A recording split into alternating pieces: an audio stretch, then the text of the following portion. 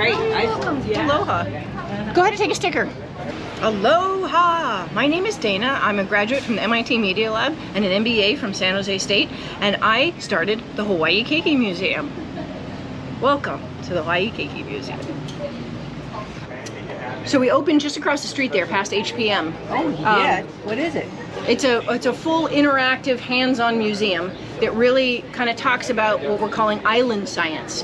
So we built it out to represent the Apua'a with elements of ocean, water play table that's really got our lava in there, and Hawaiian geodes, different kinds of things that you can look for, the iron crystals and the olivine crystals. And then we have elements of the land. We've got a scarf exhibit. The kids love putting the scarves in and watching them blow around. So this week, you're gonna have a lot of me talking. So a little bit of talking head this week. We opened to great fanfare. Everybody's really in love with the museum. It's going really well. I'm sitting here right now at Astro Day, across the street from the museum, drumming up some interest, getting people who are interested in space. So I want to talk a little bit today about the Square system, because we've been using Square a lot since opening, and it's been evolving the way that we're using it and some of the things that we're doing with it. So the first thing that's really exciting is they just announced and they just released a way that you can pay. Like, so here I am sitting at a vendor booth and I can take payments with the phone. So it's all tap to pay on the phone directly. No additional reader or any of those other kinds of things or systems required. And I can't tell you how exciting that is, because I was literally dragging the cash drawer around with the Square stand and the iPad and the whole system to different vendor booths to set things up. And then now all I have to have is my phone, and I can take payments phone to phone directly. It's brilliant. Thank you, Square. Thank you for that feature, and thank you for the timing. The timing is perfect. The next feature that Square released that's really exciting for us is memberships. So they call it subscriptions, but we're definitely at the museum having folks that are interested in the 12-month membership. So there's day passes, there's family passes, there's regular admissions, we've got coupons, all the things are all available, all of the different ways of getting into the museum, all of the different options. But one of the really exciting ones is the 12-month membership. Otherwise, you leave and there it says. Well, or you wear it, right? Like, I mean, I'm wearing the the lighting constellations. It's actually lit. It's all LED lit. So yes, it's doing its thing. Oh, you're twinkly. A little bit. I love it. Yeah. So this is the kind of thing, like, I want to eventually teach kids how to make LED wearable clothing. Like, I want to get there, but first things first. Let's first build a planetarium. Like, let's get them excited about all the science first. All right, so we were talking about memberships. Memberships are definitely something that we're excited that Square has done, because having these sort of passes and the way that people can come in and check in for the museum by just using their name, and having it in the system and having it really easy to find and look up is really brilliant. So what we do is we go onto the lookup screen, and then we can say add customer, and we can look up the customer's name really quickly, and whether they've given us their name or their nanny's name or their grandmother's name, we can look it up real quick, and then verify that they have the membership, the subscription, right there on the checkout page without having to like fuss and go to the other tab. And then what we've decided to do is we added a discount. So the discount is the 100% discount for members. So then we just go and we add discount, membership discount, 100%. So then we're charging them $0, but it allows the transaction to process that the people have showed up, so that we can look back at the records and the statistics and look at the reports later and see how many people have come through, adults, children. We've got all that separated out, and then it's Kama'aina versus tourists, all sorted out. So we opened the museum with this concept of like 0 to 9 years old being our target audience, but we have this like dream of really going bigger, right, and going older, and trying to engage some of the older kids. So this is like the secret plan, is to get the older kids to not just engage with the museum, but actually to like build things. Like, this is Christmas lights that have been knitted, right, but build stuff that so cute.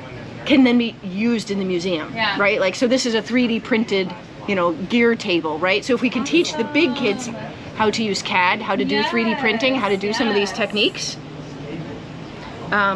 we can credential them, right? Because now they can put on a resume, I did this thing that is in a museum, right? So it's a way of getting our big kids to not just engage with the museum, but then, so this is the whole psychology of it, right? Like, to then give back. Yeah. Right? So volunteering their time, we want to close the cycle, right? We want to get them all involved. I was working on a fundraiser and worked with Eventbrite to do the ticket sales and the website design and these sorts of things on for a dinner fundraising event. So we had a nice little location at a nearby brewery. We invited a bunch of people. We sold tickets online, and then we had a silent auction with a whole bunch of items for sale. And we were able to raise a good amount of money to kind of keep things going and pay the rent next month and that sort of stuff. And we did pretty well with our little fundraiser. But I started thinking about the fundraiser. I started thinking about nonprofits and what we do and how often we do fundraisers. And I started thinking about if there was a better way. So what I was thinking of doing was using Square to do the event, to do the fundraiser next time instead of using Eventbrite. So I started doing a deep dive and really thinking hard about what did Eventbrite do for me? What did Eventbrite give me when I was doing the ticket sales? So first, what Eventbrite gives you is a website, right? Easy way of putting your poster, your brochure, your press release online in a place where people know they can go and they can check out what your event is, what it's about, find all the details. So an easy to use website like format is really a nice feature of Eventbrite. And it was very easy to put together. It was very easy to put a bunch of photos in there and really make it work. The next thing Eventbrite does is lets you sell your tickets, right? So come to the event, here's the tickets cost $100. You can do all of that stuff online. And you can take their credit card, right? So it's the point of sale. And then the last thing Eventbrite did for us was an attendee roster, right? So we were able to really look at it afterwards and say, okay, who's coming, who's RSVP'd, how many tickets have we sold, and you could look at it day to day and that kind of thing.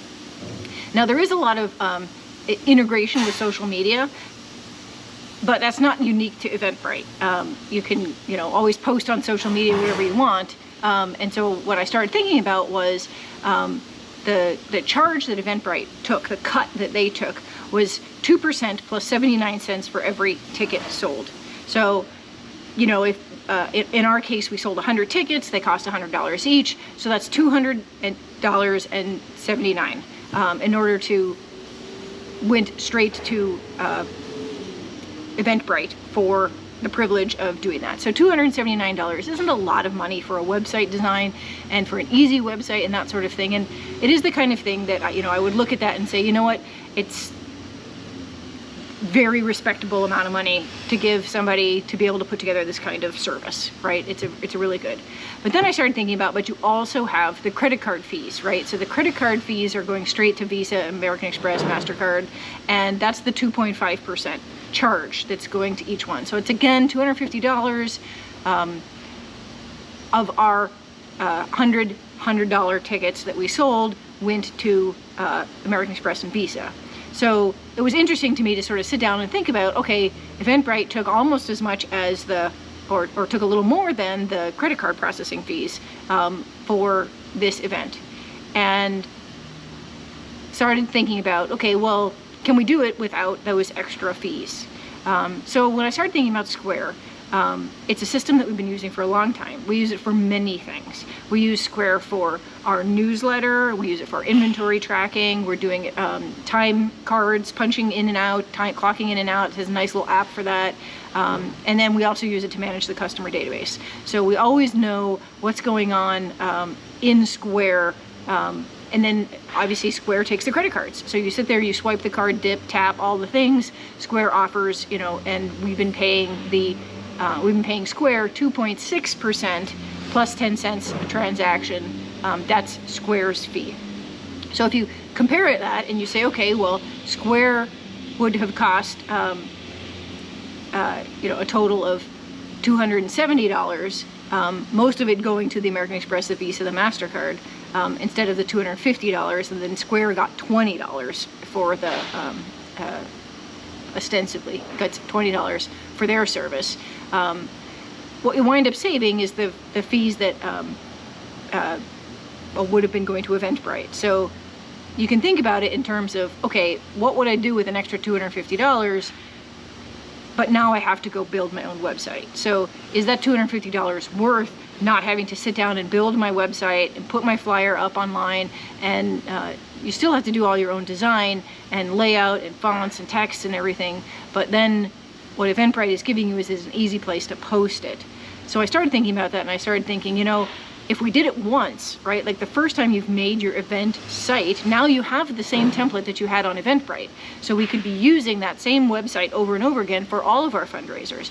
And if you're like us doing a nonprofit, we're probably going to be doing 4 fundraisers a year, maybe 3. You know, that $250 per event starts to add up. And what can you do with the $250 per event? Well, on an event like ours, which was pretty shoestring budget, $250 is another server, right? So another person for the night. Or you can think about it as we're giving your musician a really good tip. So it's something we're definitely going to look at in the future, is using Square and building our own website to do fundraisers. Mahalo. Aloha. Shaka.